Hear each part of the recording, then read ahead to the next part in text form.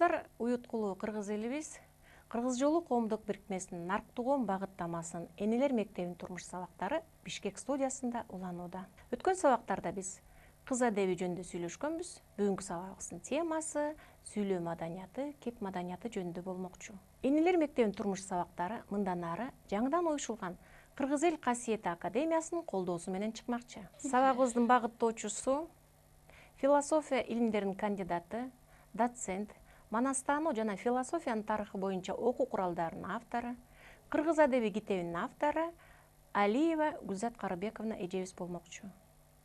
Ошондой эле психолог Жүндүбаева Кенже эжебиз. Сабагыбыздын катышуучулары Жусуп Баласагын атындагы Кыргыз улуттук университетинин 1 курсунун өнөрлүү студенттери. Анда эмесе сабагыбызды баштайлы. Саламатсыздарбы? Медицина илиминде гигиена деген түшүнүк бар. Гигиена бул адамдын денесине, физиологиясына гана айтылчу керек эмес. Гигиена сүйлөө маданиятында да болот да. Кыргыз эли илгертеден эле кеп маданиятына, сүйлөө маданиятына өзгөчө маани берген, сөз баккан, өтө нарктуу, барктуу эл болгон. Мен бүгүн ошо кыргыз элинин кеп маданиятындагы айрым бир түшүнүктөргө токтолууну чечтим. Кеп маданиятынын негизги курамдык бөлүктөрүнө кыргыздардын бата берүү маданияты, эфемизмдери, инвективдүү сөздөрү жана табуу салынган сөздөрү кирет да. Эми бата берүүнү баарыбыз эле билебиз, бул кыргыздардын баярттан калган чоң мурасы болуп саналат. Бүгүнкү күндө ошо бата берүү дагы коомубузда өзгөчө орунга ээ деп айтсак болот. Бирок тилекке каршы бата берүүнү кийинки кездерде же билбей калдык, же аны тост менен алмаштырып алдык да. Ошол жерден телегөрүүчүлөрдүн көңүлүн бата менен тосттун айырмасына бөлгүм келип атат. Негизинен батада жалгыз гана руханий баалуулуктар тиленет адамга. Анан адамга жакшылык алып келүүчү баалуулуктар тиленет да. Ал эми тостто болсо материалдык баалуулуктар да тилениши мүмкүн да. Айталык, тостто 2 машиналуу бол деп айтышыбыз мүмкүн, 2 квартиралуу бол, 2 комоктуу бол деп айтышыбыз мүмкүн. Бирок батада ал нерсе айтылбайт да. Батада адамга өмүр тиленет, бакыт таалай тиленет, ырыс-кечик тиленет, жана башка түбөлүктүү жакшы руханий баалуулуктар тиленет да. Анан кыргыз элинде айтылат, кыргыз бата менен эл көгөрөт, жамгыр менен жер көгөрөт деп айтылат да. Анан батанын учурунда дагы бүгүнкү күндө биз тойканаларда той берүү адатыбыз бар да, салтыбыз бар.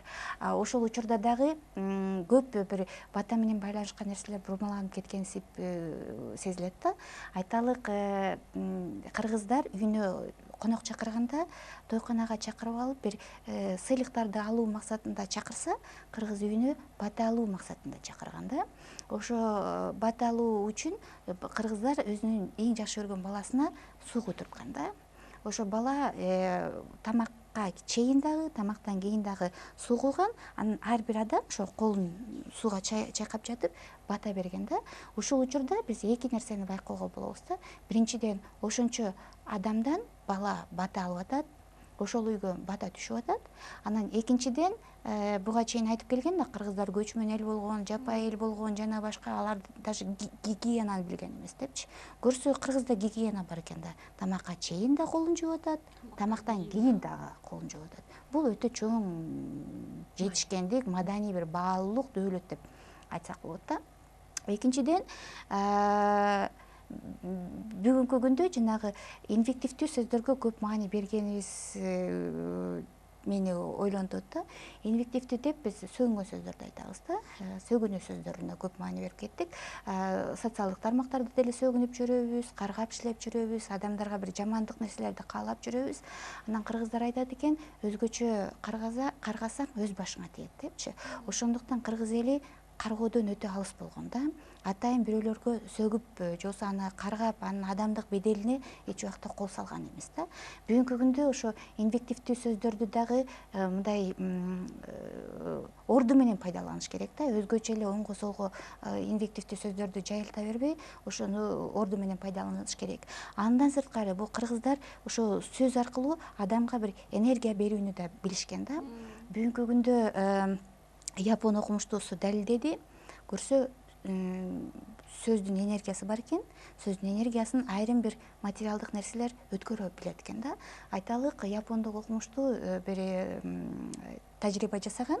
Ошо тажрыйбанын максаты мындай болгондо, ал бир эле крандан 2 стаканга суу алып алып, бир стаканды бир комнатага алып келип, бир экинчи стаканды башка бөлмөгө алып барып, анан ошо 2 стаканга 2 бөлөк сөздөрдү айтканда, айталык биринчи стаканга ал абдан жакшы сөздөрдү айткан. Бата сөздөрүн, бир жакшылык алып келүүчү, жакшылыкка үндөгөн сөздөрдү айткан.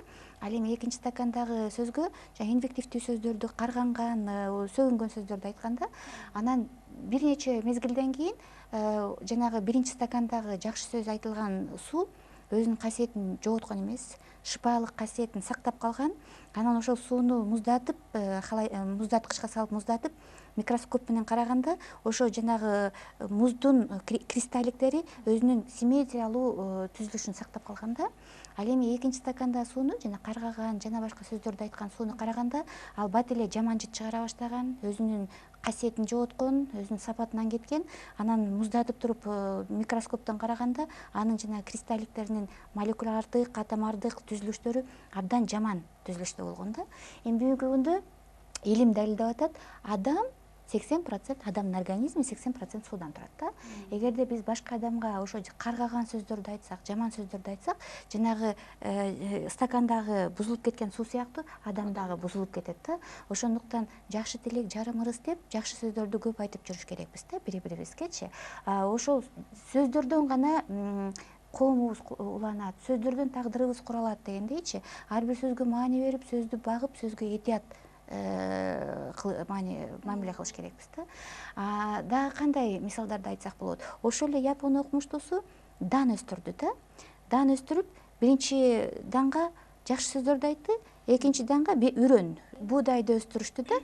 Ошо буудай өндүрдү.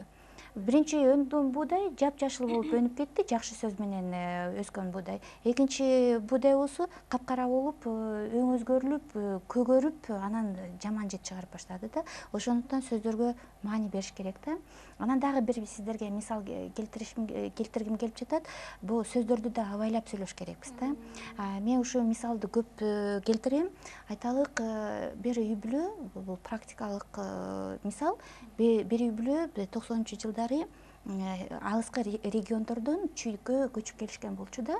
Ошол чүйгө көчүп келишип, бул үй бүлөдүн 2 уулу бар.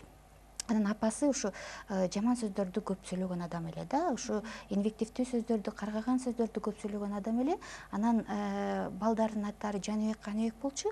Ошолорго сүйлөгөндө эле каныңды ичкен Каныбек, жаныңды жеген Жаныбек деп сүйлөчү да. Анан күйөөсү балдарга андай сөздөрдү айтпа десе, өлүп кет деп айтчу да. Анан ушул мисалды эмне үчүн келтирип атам? Анткени бир жолу ошо үй бүлө эми баягы инфляциянын учурунда окуя, үй бүлө бир жолу үй бүлөнүн улуу баласы таксист болуп иштейт, кичи баласы окуп өтүш үчүн бада багат да, бада кайтарат, уй багат, уй кайтарат. Анан баягы жайдын күнү июль айы ысык. Анан келатса, көлмө бар, ошо көлмөдө адамдар сүзүп жүрүшөт да. Анан байкесине айтат, ушу кечинде чарчап келем, ошо көлмөгө сүзүп чуңкуп алгым келет десе, байкеси айтат, сен сүзгөндү билбейсиң да, мен да билбейм, биздин айылда эч ким сүзчү эмес. Сен элге шылдың болосуң, сүзбөгүнүң. Бирок ошончолук эле сүзгүң келип атса, неме дейт да, ошол жакта чоңдор жок да, кичинекей балдар сүзүп атканда ошондо сүз дейт. Анан бир жолу иниси келатып, аябай чарчап келатса, кичинекей эле балдар жүрүптүр. Анан ошо көлмөгө чуңкуп алайынчы деп кирип, анан чөгүп кеткен экен да. Анан кичинекей балдар байкесин чакырып келишет, иниңиз чөгүп кетти сууга депчи.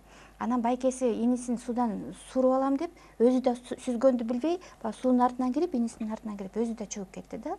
Ошентип үй бүлө бир күндө 2 уулунан ажырап калды. Анан ушул 2 уулунан ажырап калгандык атасы үчүн чоң сокку болду. Бир ай өтпөй эле атасы дагы өтүп кетти да. Баягы апасы кандай сөздөр айтса, ошол келип атат да. Ошондуктан кыздар, сиздерге мындай сунушум, айтып атканда дагы бирөөгө жамандык каалап атсаң, жаман болуп атсаңар да, жамандык каалаган сөздөрдү эч убакта айтпагыла да. Жамандык сөздөрүн эч убакта айтпагыла. Анан көчөдө дагы бизде эми улуу муундар дагы мындай кыргыздын өзүнүн үрп адатына таянган тарбиядан алыс болуп калды да. Анткени 70 жыл бою СССРдин тарбиясында болушту. Андан кийин идеологиябыз жок болду. Анан бүгүнкү биз баштап аткан мектептен талим тарбия алышкан жок. Ошондуктан транспортто дагы, мисалы үчүн, ордун берген жаштарга алкоо сөздөрүн айткан киши жок да. Өмүрлүү боло кой, чоң рахмат дегенчи. Бул да биздин тарбиянын башаты да. Ошондуктан мен сиздерге өтүнөт элем, эгерде сиздерден кичүү балдар сиздерге орун бере турган болсо, сөзсүз түрдө рахматыңарды айтып, анан ошо балага жашынакай каалооңорду айтып койгула. Өмүрлүү боло кой деп, талайлуу боло кой дегендей сөздөрдү айтыш керек да. Антпесе коомубуз туура эмес жолго кетип атат да. Ушул жерден жакшы нерсе баштадыңыз. Биз жакында ушул эле студенттердин жардамы менен сиз айткандай ушул баталардын түрлөрүн, баталар көп да. Баталардын түрлөрүн ушул ак баракка жазып туруп, ушул унааларга, автобус, троллейбустардын терезелерине чаптайлы деп атабыз да. Сиз айткандай бизде бата бергенди билбейт. Ушул эле жаштар эмес, улуу адамдарыбыз билбейт да. Анан ошону эринбей эле, уялбай эле ушул кыска бир 4 сап баталарды, жолго чыкканда бата, жана суу куйганда бата, келинге бата деген бар. Жең жок атабыздын батасы бар, коргол атабыздын баталары бар. Ушул жаштардын аркасы менен, ушулардын колдоосу менен, ушул Кыргыз Эл Касиет Академиясынын колдоосу менен ушул унааларга чаптап чыгабы деп атабыз да. Чоң, эгерде каражат мүмкүнчүлүк болсо, чоң эле баннерлерге жазып, ошону ар кайсы жерге илип койсо абдан жакшы болот эле. Анткени сүйлөгөнүбүз эле жанагындай туура эмес сөздөрдү көп сөйлөйбүз дагы, анан жакшылыкка үндөгөн позитивдүү сөздөр аз айтылып атат да. Эгерде сиздер баштаган иш коомго жайыла баштаса, анда коомубузда да тазаруу жүрөт эле деген идея да. Кыргыздардын ушул акылдуусун карабайсыздарбы? Балдардын урушканда дагы эмне деген? Жолуң болсун деп айткан, жолуң болсун деп урушкан да, жанагындай сиз айткандай. Анан дагы бир нерсе. Башың өскөр, тукумуң өскөр деп айткан. Тукумуң өскөр деп. Анан дагы бир нерсе. Сөздөргө абдан терең маани бериш керек. Кесир сүйлөбөш керек. Кесир сүйлөбөш эч убакта. Жаштарыбыз көбүнчө эми сабакка келбей калса, же бир тапшырманы аткарбаса шылтоо айтат да, уруп калдым деп. Ушу мен дагы ушул мугалим катары, окутуучу катары жаштарга көп айтам да, кесир сүйлөп орунду чакырбагыла деп. Ушул жөнүндө айтсаңыз. Туура айтасыз. Көпчүлүк сөздөргө мындай терең маани менен караш керекпиз да. Мисалы үчүн бүгүнкү күндө нике кыюу деген сөз бар да. Ушуга көпчүлүк мекен таануучулар, ушу мекенчил адамдар кичине мындай башкача мамиле кылып жүрүшөт да. Нике кыюу деп, нике байлоо деп айтпайлыкпы депчи. Анткени нике кыябыз деп эле кыйып салып атабыз да. Антпей кайра никени байлабайлыкпы, кыйбай байлайлык депчи. Мисалы үчүн жаңы үйлөнүп аткан жаштарга кармашкан колуңар үзүлбөсүн деп алдын ала эле үзүп атабыз да. Ошондуктан кармашкан колуңар бек болсун деп айтпайлыкпы депчи. Сөздү оң жагына бурбайлыкпы, терс жагына эмес, оң жагына бурсак. Анткени кандай сөз айтсак ошондой болот да. Балким ажырашуунун көп болуп атканында ошондон болбосун. Сөздү туура эмес, сөз өзүнүн касиетинен кетип атканынан болбосун. Мындай сөздөрдү айта берсек абдан көп. Жакшы. Суроолор болсо, анда кыздардан. Кылымга арткан кыргыз элибизде бул илгертен эле бул кептен жыгылып аттан түшүп бергенде ачайы бар да. Бирок бул азыркы убакта ошо сүйлөшүү маданияты тууралуу сиз бизге сабак берип атасыз. Азыркы ушул заманда бул кыргыз элибизде кино искусствосу дагы абдан өнүгүп келе жатат. Көптөгөн жаңы кинолор тартылып жатат да. Бирок ошо кайсыл кино тартылбасын, ошол сиз айткандай бул сөгүнүү сөздөрү кинолордо байма-бай айтылат да, көп айтылат. Балким ошол киноду айтпаса, биз ошо кинону көргөндөр андан бир оң сабак алышпайт да. Ошо кайра кинолордон сөгүнүп бул жарыя кылган да, жарыя кылган. Ушу туура суроо бердиң. Бул ушу сөгүнүү, кинолордо сөгүнүү өнөрү бул америкалык фильмдерге мүнөздүү да. Анткени америкалык фильмдерди көп көрсөңүздөр, ошондо ар бир сөзүндө эле сен эми илимий тилде айтканда биологиялык мусорсуң деп айтышат да. Сен киши эмессиң дегендейчи. Ошо кишинин сапатын, беделин, аброюн кетирип, сен ошо биологиялык мусорсуң деген көп айтылат да. Анан ошону баягы 90-жылдардан баштап биздин жаштарыбыз көрө беришип, анан ошо психологияга сиңип калса керек да. Ошо кино тартуучуларга дагы кеңеш айтат элем, ошо тартып атканда дагы ошо жаштарга мындай үлгү боло турган, мындай жакшы өрнөк бере турган нерселерди тартса депчи, сөгүнүү сөздөрүнөн алыс болсо деп. Анткени кыргыз эли деген өтө сөзгө өзгөчө көңүл бурушкан да. Мисалы үчүн эвфемизм деген түшүнүктөр бар да. Силер келечекте тилчи катары билишиңиздер керек. Тергеп айтышканда сөздү дагы ошонун кутун учуруп албайлык, касиетин кетирип албайлык деп көпчүлүк сөздөрдү тергеп айтышкан. Ал тургай балдарына дагы ат берүүдө ошонун атын тергеп, мындай башкача, мисалы үчүн Манастындагы атына көтөрө албай калат деп ошо чоң жинди деп атаган сыяктуучу. Же болбосо кайын журтуна келгенде келин сөзсүз түрдө баягы баланча байке түкүнчө жеңи анан түкүнчө же деп айтпай, ошо тергеп, ошого өзүнүн ызаатын билдирген да, өзүнүн мындай сый мамилесин туюнткан да. Анан бүгүнкү күндө да көпчүлүк сөздөрдү тикелей айтып салбай, бул андай мындай деп, мындай кичине жылмалап, мындай баягы кыргыздын адебине ылайыкташтырып, ыйманына ылайыкташтырып, маданиятты сүйлөө бүгүнкү күндүн талабы деп ойлойм да. Бир эле ошол адамдарга байланыштуу тергебей, мындай жаныбарларды дагы Туура, туура. Оорулардын, жаман оорулардын дагы атын айтпай карабайсыңар. Ошо сиздин жанагы китебиңизде жазылгандай мындай кыргыздардын философиясы. Ооба, туура. Мисалы үчүн бүгүнкү күндө заманбап кыргыздар делечи, эми илгери андай оору болгон эмес. Рак деген оору бар, билесиздер, бүгүнкү күндө абдан коомдо кеңири жайылып бараткан оору. Ошону дагы жанагы нарктуу адамдар рак оорусу деп айтпай, жаман оору деп коет да. Демек ошо сөз аркылуу эле адам өзүнүн нарктуулугун билдирип турат да. Тарбиялуулугун билдирип турат. Суроо бериңиздер. Так, кошумчалап кетейин. Кыргыздарда жок деген нерсени айткан эмес экен да. Байып кетиптир. Байып кеттиле деген жашынакай бир тыйын сурап келсе дагы тыйыным байып кеттиле деп мындай жок дебей, жакшы нерсе менен жоктун түбү жок да. Туура. Байып кеттиле, байып калыптыр деген жашынакай сөз менен жооп беришкен. Баягы кыргызда жакшы сөз бар го, өзгөртөм десең ааламды өзүңдөн башта кадамды дейт да. Анан дейт кыргыздар илгертен эле ушул этке эмес кепке маани берген, бөзгө эмес сөзгө маани берген улуу эл да. Анан бүгүнкү күндө негедир ушу бир улуулугубузду жоготуп бараткандайбыз да. Баарыбыз бир жеңил желпиге, тетиги бир батыштын саркындысына бир көбүрөөк батып бараткандайбыз да. Анан биз канткенде ошо өзүбүздүн бир нарктуулугубузду, барктуулугубузду дейли кээбиздин маданиятын, кээ учурун бир кантип сактай алабыз, буга бир баарыбыз жапа-тырмак киришебизби дегиле бир кандай бир иш-аракет менен ушул кээбиздин нарктуулугун сактай алабыз, барктай алабыз. Сиздин оюңузча? Абдан жакшы суроо бердиңер. Негизинен баягы улуу географиялык ачылыштар мезгилинен тартып, 15-кылымдардан бери тартып, дүйнө жүзүнө ушу батыштын маданияты таңуулана баштаган да. Азия өлкөлөрүнө, Африка өлкөлөрүнө, Латын Америкасынын өлкөлөрүнөчү. Анткени ошол мезгилде батыш өлкөлөрү техникалык жактан, цивилизациялык жактан негизинен алдыда турган, ошондуктан өздөрүнүн маданиятын жогору тутуп, анан башка элдерге таңуулай баштаган да. Мен ушул жөнүндө көп айтып жүрөм. Маданияттар диалогу деген түшүнүк бар да. Анан диалог дегенди кандай түшүнсө болот да? Диалог деп бул эки өз ара тең укуктуу эки адамдын ортосундагы мамилени диалог деп аташат да. Экөө тең укукта болуш керек да. Эгерде ошо аңгемелешип жаткан адамдын биринин укуктары жогору, биринин укуктары төмөн болсо, ал диалог болбой таңуулоо болуп калат да. Анан бүгүнкү күндө маданияттар диалогу эмес эле, маданияттар таңууланып жатат да.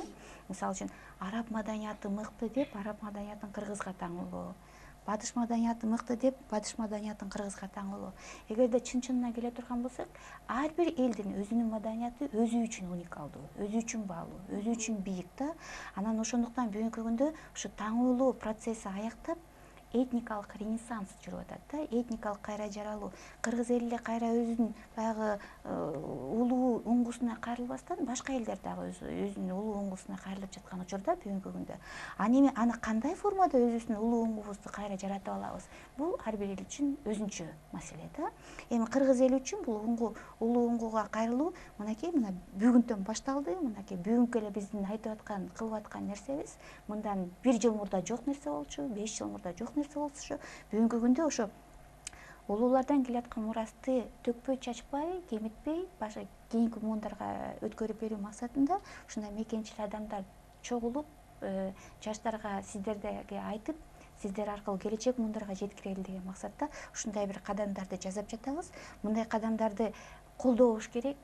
Анткени мындай кадамдар саясий дагы колдоого муктаж, экономикалык, материалдык, акчалай колдоого муктаж, идеялык колдоого муктаж, жана башка көп колдоого муктаж да. Эгерде өзүн чын эле мекенчил деп эсептеген адамдар коомубузда көп боло турган болсо, бири тыйыны менен, бири идеясы менен, бири болсо бийлиги менен колдоп берсе, жапа-тырмак, ооба. Жаштар дагы ошо биздин артыбыздан ээрчип, туура жолго түшүп кетет элек деген тилек да. Азыр бизде көбүнчө рекламалар болсо баардыгы тең орус тилинде же англис тилинде жазылып жатат да. Ошол нерселерди биз биринчи кыргыз тилинде жазып, кыргыз тилинде баштасак, анан бизге башка улуттар дагы ушул тилди түшүнбөй, анан тилди мындай жат үйрөнө башташмакта. Ошону биринчи биз жогору жактан, эң биринчи жыйналыштардан, телевидениелерден кыргызча баштасак, анан кийин кыргыз тилине өтүп, кыргыз тилинин артуулугу, бартуулугу дагы көтөрүлүп өсмөк. Мен колдойм. Эми бул рекламалардын көбүнчөсү жана чет өлкөлүк өндүрмөлөр болуп атпайбы? Coca-Cola же болбосо бир башка нерселерчи. Алар албетте биринчи орус же башка тилде жазылышат, андан бизге которуп атабыз да. Анан бирок бизге нукура кыргызга тиешелүү рекламалардын кыргыз тилинде эле эмес, өтө ката жазылып жатканы өкүндүрөт да. Ката бардык жерде көрнөк жарнактарды көрсөңүздөр, бардыгы же ката жазылган, же туура эмес жазылган да. Мисалы үчүн кыргыз тил комиссиясынын жанында, маңдайында бир дүкөн турат. Дүкөндүн орусчасы домашняя текстиль деп жазылып турат да. Кыргызчасын үйдөгүлөр токума деп коюптур да. Эми үйдөгүлөр токума болгондо атасы да токума, энеси да токума, жеңеси да токума, байкеси да токума болот да. Чүнкү мааниси өзгөрүп кетет да. Ошондуктан бул ишке дагы ошо кыргыз тил комиссиясы мындай идириктүү иштеп, баштап ушу көз салып, бир эффективдүү иш-чараларды ишке ашырса жакшы эле болот деген ойдомун да. Бардык нерсени кыргыз тилинде баштап, анан туура, таза, так жазганга үйрөнсөк да. Сөзбө сөз которгондо маанисин жоготуп жиберет да, туура. Санаңыздарбы, бизде азыр сүйлөп атканда баарыбыз эле жаргондор менен сүйлөсө, эслишчө ушулар. Ошолордун ордуна жана макал лакаптарды колдонсок, мындай биз деген сүйлөп атканда кыргыз тилин сүйлөсөк, булар ойлойт, орус тилин билбейттерчи. Негизи бул азыр жаштардын арасында деген орус тил деген аябай өнүктү, бирок ошо кыргыз тилин унутуп бараткандар да бар да. Кээ бирөө сүйлөп атып, орусча сүйлөп атып, кайра кыргызча сүйлөшөт. Ошо сүйлөөнүн адебин билбейт экенбиз да азыр жаштарчы. Мисалы үчүн мындай макал лакаптардын көп маанисин түшүнбөйбүз. Ошо макал лакаптардын мындай чечмеленген түрү көбүрөөк чыкса, балким жаштар ошо макал лакап менен да сүйлөмөк болуш керек деп ойлойм да. Бул да туура суроо деп ойлойм. Анткени бүгүнкү күндө орус тилиндеги эле сөздөрдү кыстырып сүйлөбөстөн биз өзүбүздүн эле тилиндеги сөздөрдү дагы бузуп сүйлөп атабыз да.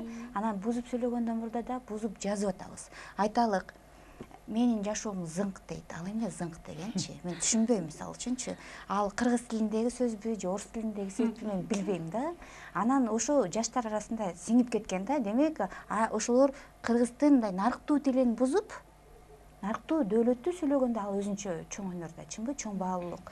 Ошо менин жашоом зыңк. Же болбосо ооба деген сөздү жазуудан эригип, ооба деп коет да. Эки тамга мененчи. Бул да ошо акырындык менен кыргыздын тилин бузууга алып бараткан жол да. Же болбосо кандай жатасыз деген сөздү кандай жатасыз деп коет да. Ыз жок. Демек кыргыздар өзүбүздүн тилибизге өзүбүз кол салып атабыз да. Анан массалык түрдө. Ошондуктан бүгүнкү күндөн баштап ушуну нерсени колго алыш керекпиз. Кыргыз тилине кол салууга болбойт. Анткени кыргыз тили келечек муундарга, мындан 500 жылдан кийин сүйлөөчү муундарга, мындан 1000 жылдан кийин сүйлөөчү муундарга бүгүнкү деңгээлинде кандай болсо, мындан да бийик деңгээлде, мындан да дөөлөттүү деңгээлде жетиши керек да. Баарыбызга белгилүү болгон Кытайдын ойчулу даанышманы айткан экен, Конфуцийден сураган экен. Эгерде сиз падыша болуп калсаңыз, ишиңизди эмнеден баштайсыз деген экен. Сиздердин оюңарча эмне деп жооп берген? Азыр эле сүйлөшүп аткан теманын үстүндө. Тилин оңдоодо, тилине биринчи көңүл буруудан баштап. Тилдин тазалыгы үчүн күрөшөм деген экен. Бардык нерсе тил менен. Сиздер да болочок эне болосуздар, Анан эмне кылыш керек эне? Эне сүтү менен эмне? Бешигирин ырдаш керек, бешигирин кайсы тилде ырдаш керек? Өзүбүздүн эне тилибиз. Тил жоголсо дил жоголот. Туура деген. Кыргыз эли бул 20 кылымдык тарыхы бар. Далай тарыхый тоскоолдуктарды жеңиш менен өткөн улуу элдердин, байыркы элдердин бири. Океандай чалкан Манас эпосун жараткан элдердин бири. Анан ошо байыркы бабаларыбыздан бизге улуу нарк келип жеткен да. Ошол улуу наркты улуу тилибиз аркылуу, адебибиз аркылуу кийинки муундарга жеткирип биздин эң негизги милдетибиз болуп саналат да. Ошондуктан кеп сүйлөө маданиятына өзгөчө көңүл буруу азыркы жаштар үчүн эң биринчи милдеттерден болуп калышы керек деп ойлойм да. Кеп сүйлөө маданиятына өзүңүздөрдү тарбиялап, өзүңүздөр менен кошо айланаңыздарды тарбиялап, анан келечекте муңдарды тарбиялашыбыз керек. Урматтуу биздин көрүүчүлөрүбүз, бүгүнкү биздин сабагыбыздын темасы сүйлөшүү адеби болду.